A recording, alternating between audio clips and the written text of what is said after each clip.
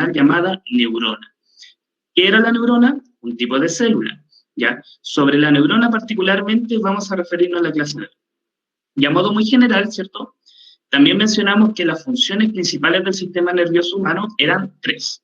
Es decir, que dentro de esta capacidad de mantener la homeostasis corporal, yo podía derivar a partir de ella tres funciones diferentes del sistema nervioso. Una, que era la función sensitiva, es decir, que es capaz de captar los diferentes estímulos que provienen del medio ambiente. Dos, que era la función integradora, que significaba que era capaz de tomar esa información y procesarla para entenderla y elaborar una respuesta. Y tres, que una vez que ya tenemos esa respuesta, enviar la respuesta a los músculos para que estos reaccionen a lo que nos está ocurriendo, ¿cierto? Puede ser a los músculos o también puede ser al sistema endocrino, como vamos a ver más adelante. Esta era la forma general en la que yo podía resumir y explicar la función del sistema nervioso humano, ¿cierto? En tres funciones. Entonces, habíamos visto también que el sistema nervioso nosotros lo podíamos dividir de acuerdo a su funcionalidad, de acuerdo a su estructura en varias partes, pero generalmente o principalmente nos vamos a centrar en el estudio del sistema nervioso central.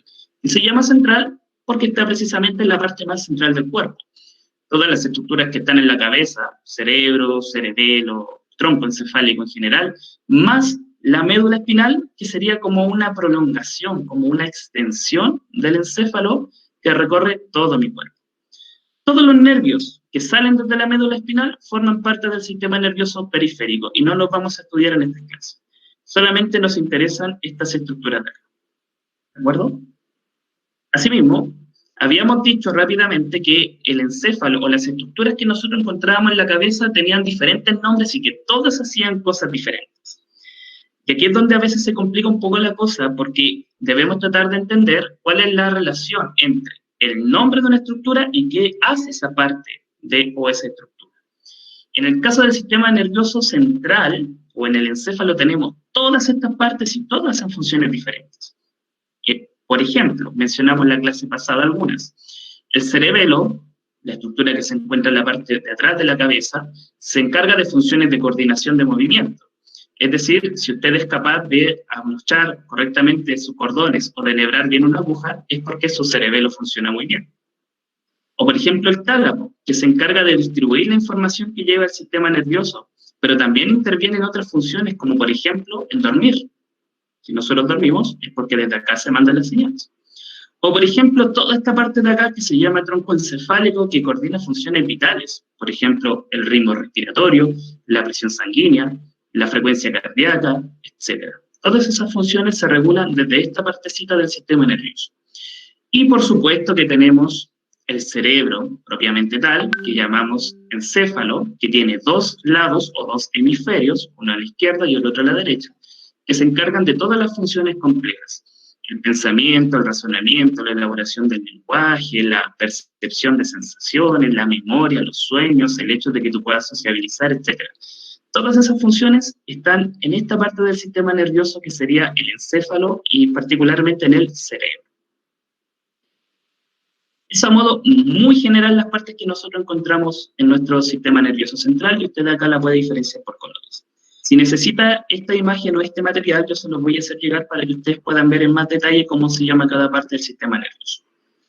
Asimismo les dije que si yo miro ahora solo la superficie del cerebro, si yo pudiera tomar el cerebro y mirarlo por fuera, podría darme cuenta que el cerebro está dividido por una especie de líneas que marcan sus divisiones. Esas líneas los científicos lo utilizaron para demarcar las áreas o lóbulos cerebrales y le dieron nombres dependiendo de su respectiva ubicación. Como lo habíamos mencionado anteriormente, tenemos el lóbulo del cerebro que se encuentra en la parte de adelante, que se llama lóbulo frontal, el lóbulo que se encuentra en la parte de arriba, que se llama lóbulo parietal, el que se encuentra a los lados, que se llama lóbulo temporal, y el que se encuentra en la parte de atrás, que se llama lóbulo occipital. Cada uno con diferentes funciones. Lo más general es decir que el lóbulo occipital tiene que ver con el reconocimiento de la visión. Es decir, si nosotros podemos ver, es porque esta parte de la corteza funciona bien. El lóbulo temporal o de al lado, como está cerca de las orejas, tiene que ver con la audición. El lóbulo parietal, está en la parte de arriba, tiene que ver con todas las demás sensaciones de tu cuerpo. Cuando sientes frío, cuando sientes dolor, bueno, esta parte es la que se encarga de esas sensaciones. Y el lóbulo frontal se encarga de todas las funciones más importantes y complejas. Pensamiento, razonamiento, memoria, capacidad de realizar acciones coordinadas, imaginación, todo eso está acá. Y eso, a modo muy general, lo que habíamos mencionado en la clase pasada. Nuestro sistema nervioso es sumamente complejo y sumamente fascinante a la vez, pero tomaría mucho tiempo detallar en cada una de esas estructuras. Sin embargo, en la guía de trabajo, particularmente en la guía número 2, se nos da más información sobre el sistema nervioso. Por eso es importante que usted la pueda leer y pueda desarrollar las actividades para complementar lo que se está trabajando en la clase. El día de hoy vamos a avanzar con los contenidos que nos van a permitir dar respuesta a la guía de trabajo número 2. Y eso es precisamente entender mejor qué son las neuronas, cómo están conformadas y cómo estas funcionan. Por lo tanto, y a partir de este momento, me voy a centrar en explicar, ahora sí un poquito más lento y más detallado, todo lo que es la neurona y la transmisión del impulso nervioso. ¿De acuerdo? Así que, si tienen lápiz, papel, su cuaderno ahí, pueden ir tomando notas porque desde ahora empieza el contenido propiamente tal de esta clase. Habíamos dicho que el sistema nervioso es un sistema corporal complejo, que está formado por muchos tipos de células, pero la más importante es la neurona. ¿Por qué la neurona? Porque la neurona es una célula que se caracteriza por ser una célula excitable. ¿Qué significa que la neurona sea una célula excitable? Significa básicamente que es capaz de transmitir impulsos eléctricos. En el cuerpo humano solo existen dos tipos de células con esa característica: las neuronas y las células de los músculos. Esas no las vamos a estudiar ahora, sino que nos vamos a centrar en las neuronas, que son las células más importantes del sistema nervioso. Y como célula, por ser una célula, tiene las mismas partes y estructuras que cualquier otra célula del cuerpo humano. Tiene una parte central, que es su núcleo, que es la parte que controla toda la célula. Es como su centro operativo, porque de aquí salen las órdenes de lo que la célula tiene que hacer. Pero además la neurona tiene la característica de ser una célula con una forma un tanto especial, porque es la única que es así de alargada. Tiene esta especie de prolongaciones o pequeñas patitas a los lados, ¿cierto? Y todas las neuronas tienen una sola prolongación que puede llegar a ser muy larga, ¿de acuerdo? ¿Cómo se llaman estas partes? Las pequeñas prolongaciones o bracitos que salen del cuerpo de la neurona se llaman dendritas. Y estas dendritas, tal como pequeñas manos o pequeños dedos de la célula, le permiten conectarse con otras neuronas. Por lo tanto, mientras más dendritas tenga una neurona, mayor cantidad de conexiones puede establecer con otras neuronas. Y como usted a lo mejor se imaginará, mientras más conexiones es capaz de establecer una neurona, mejor es la capacidad de procesamiento que tiene esa neurona. Por lo tanto, es muy bueno que las neuronas se puedan comunicar mucho entre sí. Esta única prolongación larga que tiene toda neurona se llama axón. Y va a ser por el axón por donde van a viajar los impulsos eléctricos de las neuronas. Pero para que el impulso eléctrico pueda viajar, el axón tiene que tener una característica única. Tiene que estar recubierta en ciertas zonas y por intervalos de una estructura que se llama mielina. Mielina. La mielina va a ser la estructura que va a permitir que los impulsos nerviosos vayan más rápido. De hecho, si una neurona llegase a perder su mielina, esa neurona se volvería muy lenta en trabajar. Muy lenta. Esto de hecho ocurre en algunas enfermedades. Por ejemplo, en el Alzheimer lo que se pierde es la mielina de algunas neuronas. Por lo tanto, eso explica por qué las personas con Alzheimer tienen tantas dificultades de funcionamiento del sistema nervioso. Pero es porque se va perdiendo esto de las neuronas. Mientras esté, la neurona va a ser sana y el impulso nervioso va a conducirse de buena forma. ¿De qué está hecha la mielina? De dos cosas. Una, de un tipo de grasa que se llama justamente mielina. Se pega, por decirlo de alguna forma, a unas células que van recubriendo el axón. Y esas células tienen dos nombres. Una pueden ser las células de Schwann, si se escribe S-C-H-W-A-N-N, células de Schwann, o también otro tipo de células llamadas oligodendrocitos, ¿ok? Que en este caso no las vamos a observar porque esas están en el sistema nervioso periférico. Entonces, tenemos que el axón de la neurona está cubierto por células de Schwann y mielina, y en conjunto forman lo que se conoce como la vaina de mielina. Y el hecho de que una neurona tenga mielina, o su vaina de mielina, le va a permitir conducir los impulsos nerviosos más rápido y de manera más eficiente. Por eso es bueno que las neuronas tengan la mielina, y como dato aparte, como la mielina es una grasa, hace bien consumir cierta cantidad de grasas para el funcionamiento del sistema nervioso. Cierta cantidad. Finalmente, el axón termina en una especie de ramificación que se llama terminal axónico, que básicamente significa que el axón llega y se digrega en varias ramificaciones chiquititas. ¿Se pueden imaginar para qué sirve que se ramifique? Sí, para que se conecte con más neuronas. Por lo tanto, mientras más ramificaste la neurona, mejores son las conexiones que ésta puede establecer y por lo tanto es más eficiente el trabajo que ella realiza. ¿De acuerdo? Profesor Marcelo, ¿me escucha? Sí, dígame. Es que donde el estudiante puso presentación, ahora la presentación suya se ve chiquitita. Ah, perfecto. No sé quién puso la presentación en la clase en modo presentación. ¿Quién lo tiene puesto así? Si me permite, porque no lo puedo... A mí se me veía bien, profesor. Ya, pregunto, ¿se les ve bien ahora? ¿Se les ve...? A mí sí. A mí sí. Sí, se ve bien. A mí igual se me ve bien, profesor. Gracias. Ay, sí que soy yo. Yo soy el problema, perdón. Voy a continuar porque está inspirado. Sigo. Perdón, disculpe. Entonces, tenemos la neurona, que es esta célula muy especial y que como dato, les había comentado en la clase pasada, que es una célula que no tiene la capacidad de reproducirse. Significa que las neuronas no generan nuevas neuronas. Por lo tanto, perder una neurona en un momento significa perderla para siempre. ¿De acuerdo? Por lo tanto, es muy importante cuidar nuestras neuronas, sobre todo evitando la exposición a sustancias químicas, como ciertas drogas, que son capaces de matar neuronas de nuestro sistema nervioso. Eso, aunque no lo crean, es verdad y pasa. ¿De acuerdo? Y tienen la capacidad de transmitir un impulso nervioso.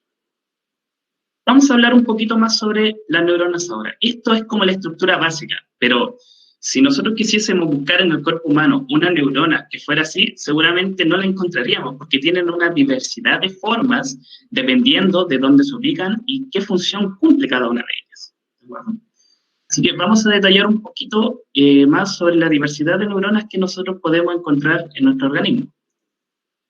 Por ejemplo, todas estas imágenes que ustedes ven acá son formas diferentes que pueden adoptar las neuronas. Es decir, no siempre van a tener el dibujo clásico que nosotros vimos en la diapositiva anterior, o que a lo mejor hemos visto en algún libro, en alguna parte.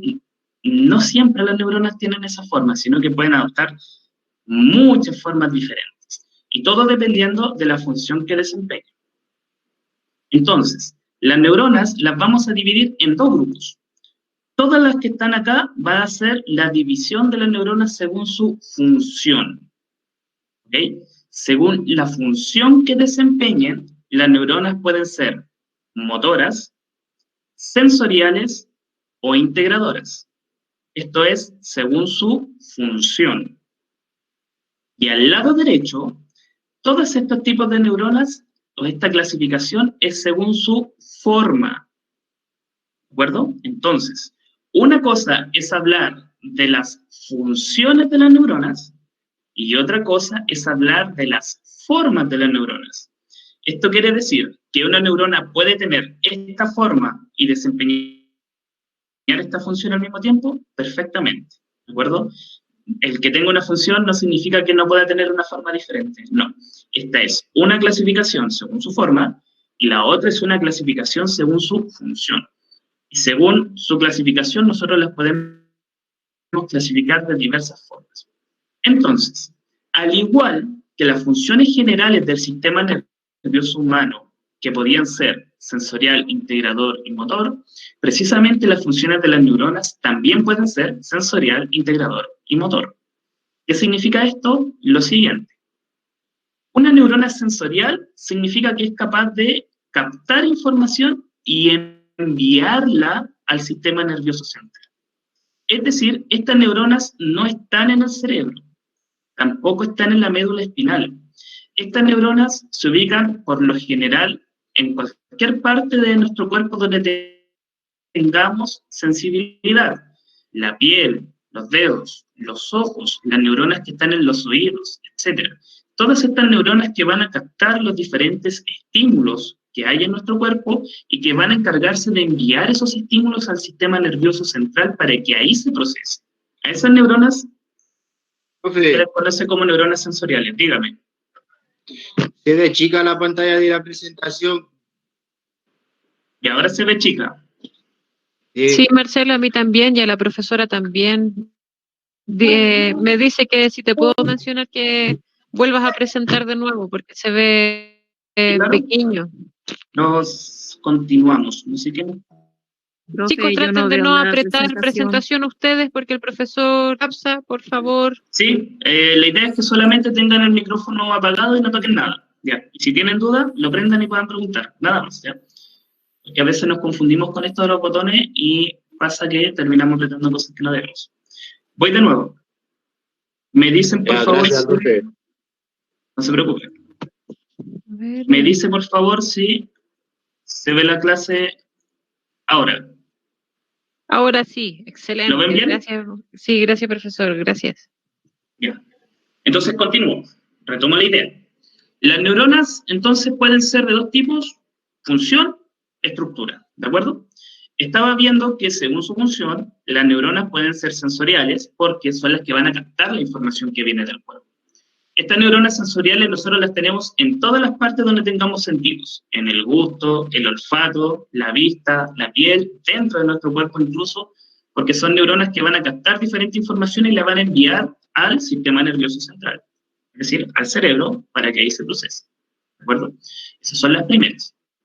Por eso dice acá, envían información sensorial desde los receptores a los centros integradores que están en el sistema nervioso central.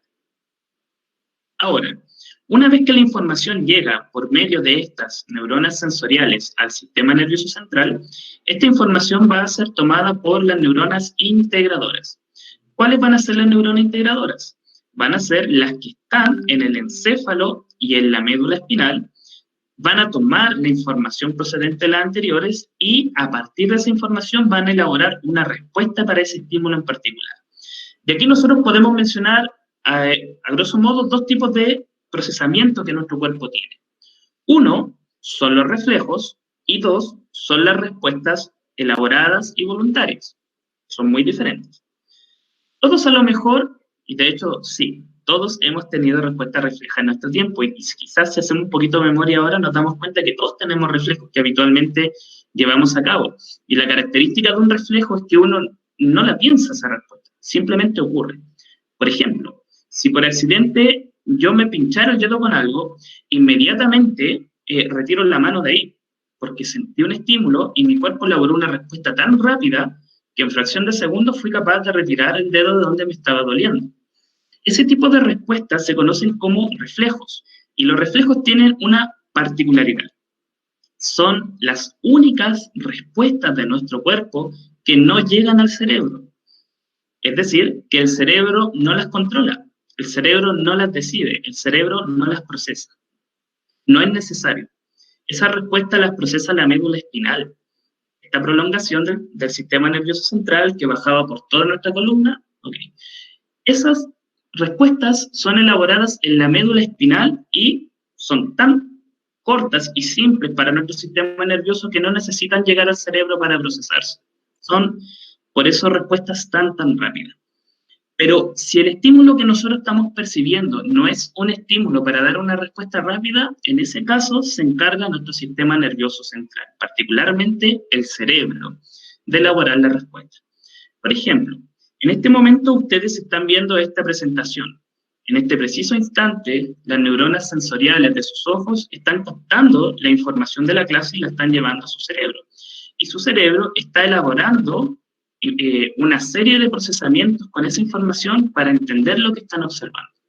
Es decir, las neuronas integradoras de su cerebro en este preciso instante están elaborando una serie de respuestas nerviosas que entran por las vías sensoriales. En ese caso, como el procesamiento de la visión es muy complejo, bueno, se encarga el cerebro de llevarlo a cabo. Entonces, las neuronas integradoras, para ir repitiendo la idea, van a ser las que van a estar en el encéfalo, cerebro, y en la médula espinal, y que se van a encargar de elaborar las respuestas. Una vez que ya tenemos la respuesta elaborada, ya sabemos lo que hay que hacer, o si tenemos que responder a un estímulo, esa información se le va a entregar ahora a las neuronas motoras. Y las neuronas motoras van a ser las que van a llevar esa respuesta a las diferentes partes del cuerpo para precisamente responder al estímulo en particular. En el ejemplo que les di de cuando uno se pincha la mano, la parte encargada del cuerpo de elaborar la respuesta van a ser los músculos del dedo que se van a contraer para que uno pueda retirar la mano. Pero esa acción los músculos la llevan a cabo solo si llegó la respuesta a través de las neuronas motoras que viajan por mi mano. Por lo tanto, una vez que el estímulo llega, va al centro integrador y va a la respuesta, esta se devuelve por una neurona diferente, que es una neurona motora, que le va a indicar a mis músculos que deben moverse para retirarme de la fuente de dolor y de ese modo responder. Eso ocurre en los reflejos y también en las respuestas conscientes, elaboradas y voluntarias que fabrica mi cerebro. De manera tal que las neuronas las puedo clasificar funcionalmente de estos tres tipos. Las que captan el estímulo, las que elaboran la respuesta y las que llevan a cabo la respuesta. Eso por un lado. ¿Okay? En segundo lugar, las neuronas también las puedo clasificar de acuerdo a su forma. ¿Sí? Y tienen nombres que precisamente responden a su forma y donde nosotros las podemos encontrar. Por ejemplo, si la neurona no tiene ninguna prolongación extra, sino que solamente tiene su axón, como se ve acá, se le llama neurona unipolar, porque solamente tiene una vía de conexión. Al contrario, si la neurona tiene su cuerpo al medio y dos prolongaciones, todas las dendritas arriba y el único axón abajo, se le llama neurona bipolar. Unipolar, bipolar. ¿En qué parte de nuestro cuerpo están este tipo de neuronas? Precisamente en la retina, porque son las encargadas de captar los estímulos luminosos. Ahora, ¿puede haber otras formas diferentes de las neuronas? Sí, por ejemplo, esta que tiene como el cuerpo celular al lado, la dendrita arriba, el axón abajo, y se les llama pseudo-unipolares, es decir, falsas unipolares, que se encuentran precisamente en algunos ganglios. Un ganglio es como una pequeña agrupación de neuronas que está fuera del sistema nervioso central. Se encuentran justamente en ese tipo de partes, no son tan comunes tampoco. Y la clásica neurona que nosotros vimos en la imagen anterior es la que se conoce como neurona multipolar, porque tiene, como habíamos comentado, múltiples posibilidades de conexiones. Este tipo de neuronas las podemos encontrar precisamente asociadas a los músculos, ya que estas son la forma más clásica de las neuronas motoras que llevan las respuestas desde el sistema nervioso central hacia los músculos para que se encarguen de llevar a cabo las respuestas que nuestro cuerpo necesita en ese momento. Estas son las formas más clásicas y generales. Ahora, formas más complejas hay por montón. Por ejemplo, esta neurona con esta forma tan compleja se le llama neurona piramidal y está en el hipocampo, que es una parte de tu cerebro que es donde ocurre la memoria. Estas células son las encargadas de almacenar la memoria y también el aprendizaje. Por lo tanto, son neuronas clave, muy importantes para nuestro cerebro. Y por otro lado, tenemos estas grandes neuronas que se ramifican un montón como pequeños árboles que se llaman neuronas de Purkinje, por la persona que las encontró, y que se encuentran en el cerebelo. Y ustedes se imaginará que es capaz de establecer tantas conexiones porque para coordinar un movimiento motor, que es lo que hace el cerebelo, se necesita una gran cantidad de conexiones neuronales para que el movimiento salga a la perfección. Por lo tanto, diversidad de formas neuronales hay por montón, pero tipos de funciones, solo tres: neuronas sensoriales, integradoras y motoras. Antes de continuar con la siguiente parte que tiene que ver con el impulso nervioso, ¿alguien tiene alguna pregunta de lo que acabo de explicar? ¿Alguna duda? Bien, tomaré eso como... No, profe. Ya, perfecto. Muchas gracias. Para mí es importante saber si lo estamos entendiendo bien o no. Ya, chicos, entonces, tenemos la diferente clasificación de las neuronas, según su función, según su forma. Ahora, ¿qué es lo que más caracteriza a las neuronas del sistema nervioso? Su capacidad de transmitir impulsos nerviosos. ¿Qué entendemos nosotros por un impulso nervioso? Un impulso nervioso se define científicamente como una onda despolarizante que se propaga a través del axón y que transmite información desde una neurona a otra. Si nosotros buscásemos en un libro o en cualquier fuente científica, nos saldría una definición muy similar a esto. Pero, ¿qué significa esto en la práctica, en términos simples? Significa básicamente que el impulso nervioso es como una pequeña onda eléctrica que viaja por las neuronas. Lo particular de esto es que las neuronas pueden generar estos impulsos eléctricos y además pueden transmitirlo a las siguientes neuronas. Y de este modo, el impulso nervioso es una onda eléctrica que es capaz de viajar de una neurona a otra. Y lo hace a una velocidad realmente alta. ¿De acuerdo? Me voy a adelantar un poquito para que usted lo pueda observar en esta imagen de acá. Esta imagen de acá es una neurona. Y como ustedes pueden ver, recibe una señal y lleva lo que se podría entender como un impulso eléctrico que viaja a través de ella. Ese impulso eléctrico es lo que nosotros vamos a llamar impulso nervioso, ¿de acuerdo? Para fines prácticos también tiene otros nombres similares. Nosotros, o ustedes lo pueden ver en las guías de trabajo que se le ha enviado también como potencial de acción. Y eso también es correcto, ya que cuando la neurona está realizando esta función, también está llevando a cabo un potencial de acción o esta onda eléctrica que va a viajar a través de ella, ¿de acuerdo? Entonces, lo que las neuronas transmiten en forma de electricidad se conoce como impulso nervioso. Ahora bien, el impulso nervioso tiene algunas características y va a depender de la forma en cómo se comunican las neuronas. ¿Por qué? Porque la comunicación entre las neuronas va a dictaminar el tipo de impulso nervioso y las características de este. ¿De acuerdo? Las neuronas, como lo había comentado anteriormente, tienen la capacidad de comunicarse entre ellas y lo van a hacer mediante una especie de zona de contacto donde ellas se tocan. Es decir, la neurona 1 va a estar muy pegadita a la 2 y a través de ellas se van a comunicar a través de ciertas señales. Sí es importante mencionar que las neuronas nunca se tocan, sino que entre ellas siempre va a haber una pequeña separación microscópica. Esa pequeña separación microscópica entre ambas neuronas se llama sinapsis, ¿de acuerdo? Por lo tanto, la sinapsis sería este pequeño espacio entre las dos neuronas donde ocurre la interacción entre ellas. Ese pequeño espacio, entonces, va a ser la sinapsis. Y la sinapsis puede ser de dos tipos. Puede ser una sinapsis eléctrica o puede ser sinapsis de tipo química. ¿De acuerdo? ¿Cuál es la diferencia? Varias. Particularmente la velocidad de una o de otra. ¿De acuerdo? ¿Por qué?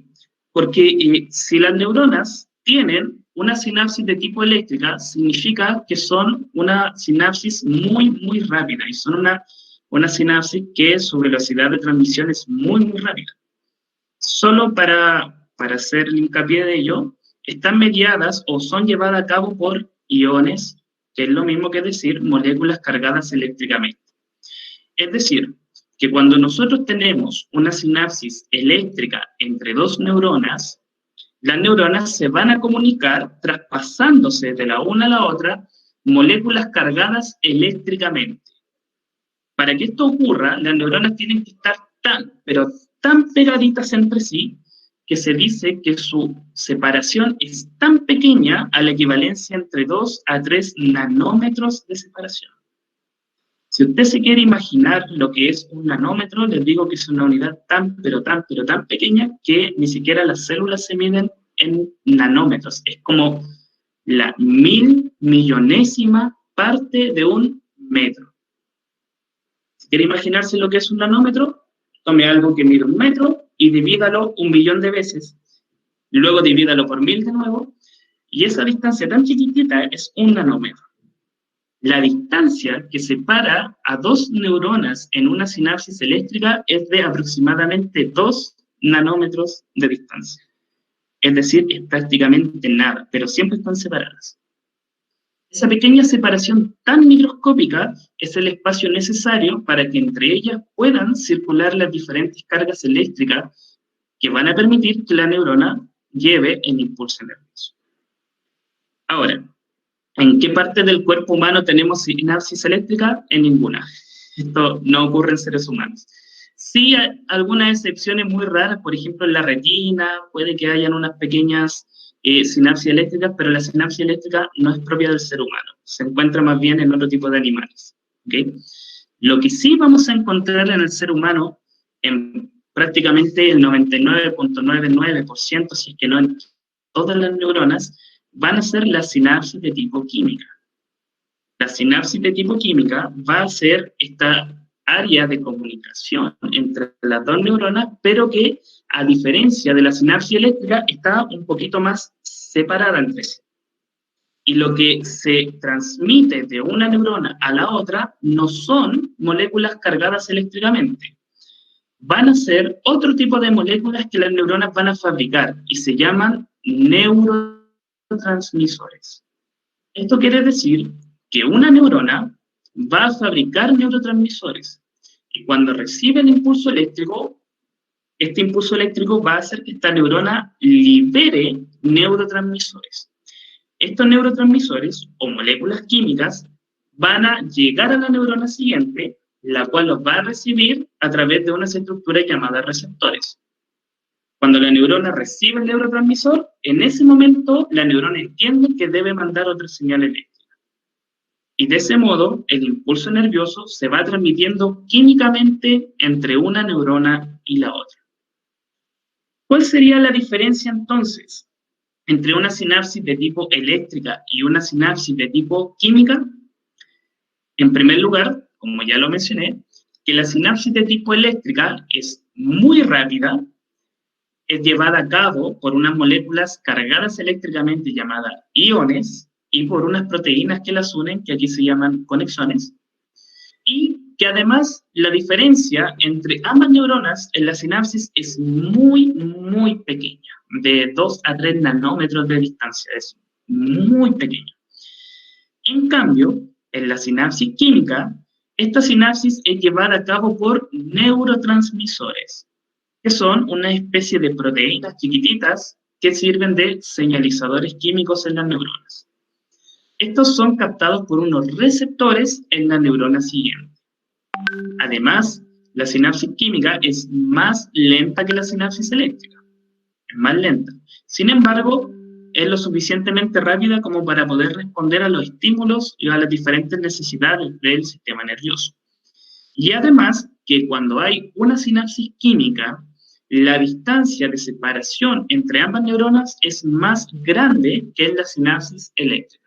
En este caso, una sinapsis química tiene una distancia de separación de entre 20 y 30 nanómetros de distancia, lo cual sigue siendo una distancia muy pequeña. ¿De acuerdo?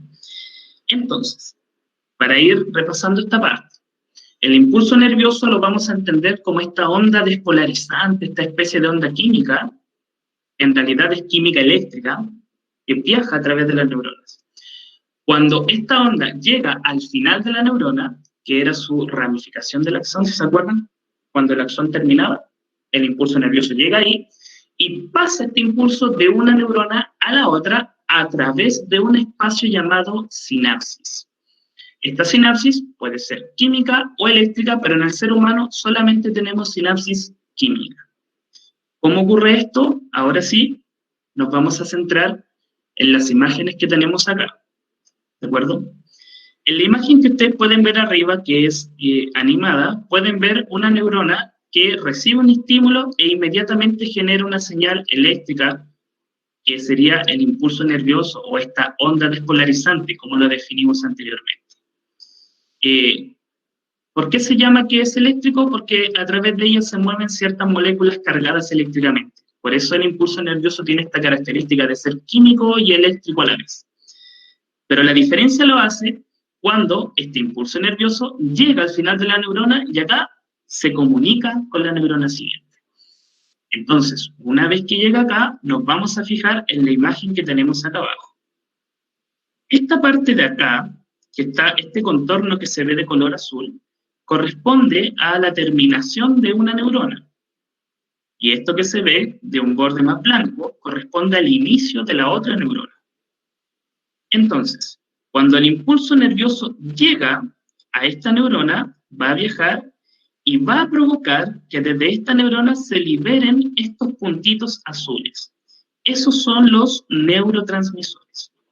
Estos se van a mover desde dentro de la neurona, van a salir, van a atravesar este espacio que se llama espacio sináptico o sinapsis, y estos puntitos se van a dirigir a la neurona siguiente que los va a estar esperando con esta especie de ganchitos que se llaman receptores.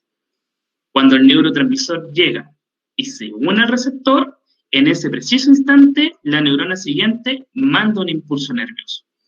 Porque al recibir los neurotransmisores entiende que debe mandar una señal eléctrica y de ese modo comunicarse con otra neurona y así sucesivamente se va transmitiendo el impulso nervioso.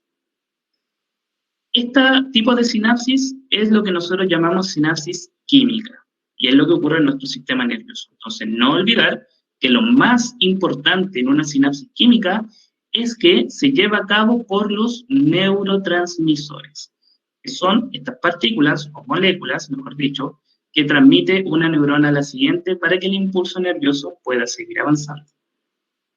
Eso a modo general, hablando del impulso nervioso. Algunas características adicionales que podríamos mencionar: el impulso nervioso es tremendamente rápido, viaja a una velocidad de más de 120 kilómetros por segundo en nuestro cuerpo, porque es una reacción eléctrica demasiado rápida.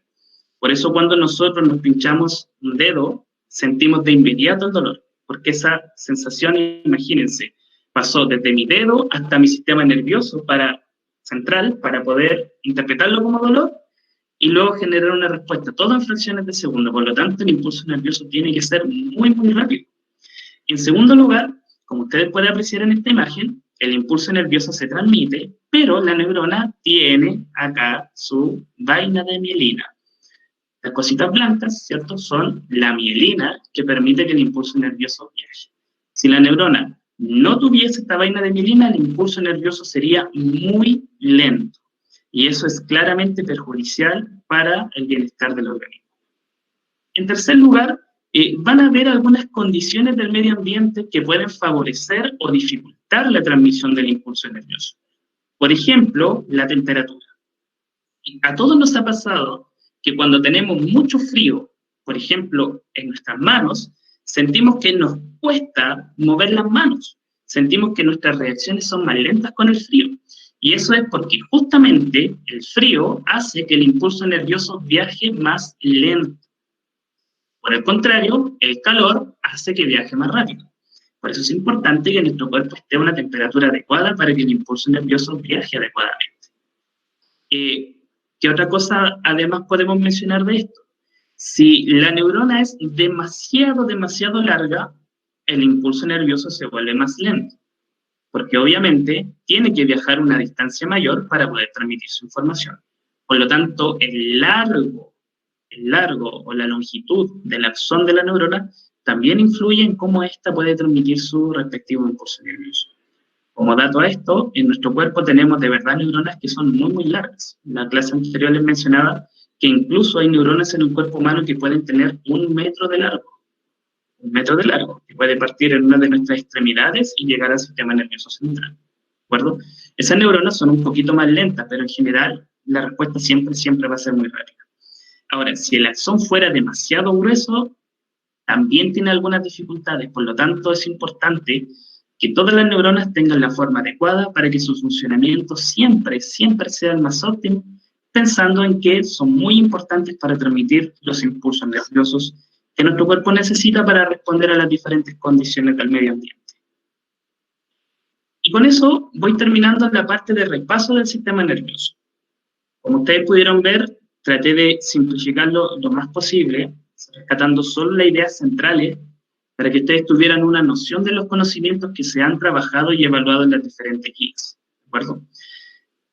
En puntual, lo que he mencionado hoy día del impulso nervioso, de las neuronas y del sistema nervioso es contenido que se trabajó en las dos primeras guías, en la guía número 1, en la 2, y después se retoma en la guía número 5 y la guía número 7.